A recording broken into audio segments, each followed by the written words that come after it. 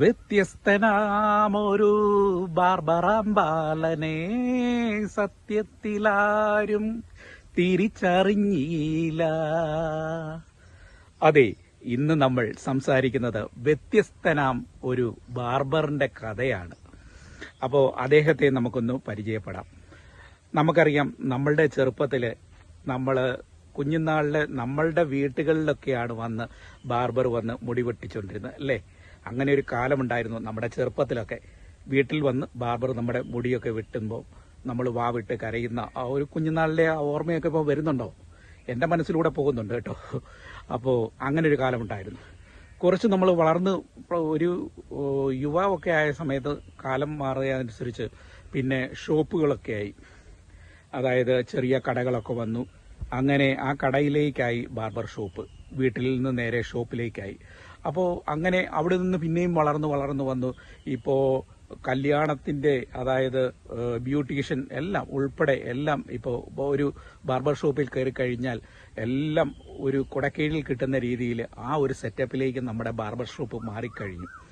എന്നാൽ ഇവിടെ ഇതാ വ്യത്യസ്തമായി, കുറച്ചുകൂടി വ്യത്യസ്തമായി ഒരു ബാർബർ, അതായത് മുടി വെട്ടാൻ വരുന്ന തൻ്റെ കസ്റ്റമറെ ഇരുത്തിക്കൊണ്ട് കസ്റ്റമറുടെ ചുറ്റും അദ്ദേഹം ഇരുന്നു കൊണ്ട് തന്നെ ഒരു കസേരയ്ക്ക് ചുറ്റും കറങ്ങി അദ്ദേഹവും ഇരുന്ന് ആ വരുന്ന കസ്റ്റമറുടെ ചുറ്റും കറങ്ങിക്കൊണ്ട് മുടി വെട്ടുന്ന ഒരു കാഴ്ചയാണ് ഇന്നത്തെ. ആ കൗതുകകരമായ കാഴ്ചയിലേക്കാണ് നമ്മൾ പോകുന്നത്. നമുക്ക് ആ കാഴ്ചയൊന്ന് കാണാം.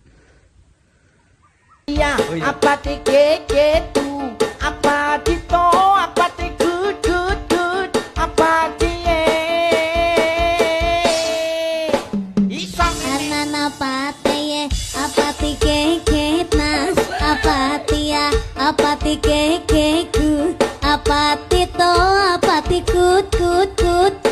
Patia, apati keku, apati to, apati kut. Apati